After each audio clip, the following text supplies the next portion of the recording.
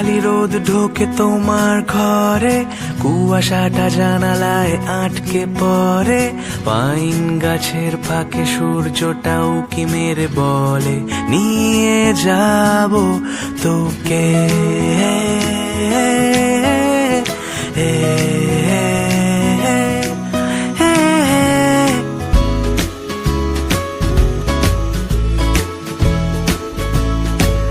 এখানে হাত বাড়ালে কোনো না কোনো বন্ধু ছুটে যাবে, এখনো নীল নীল আকাশটা নীল হয়ে যাবে।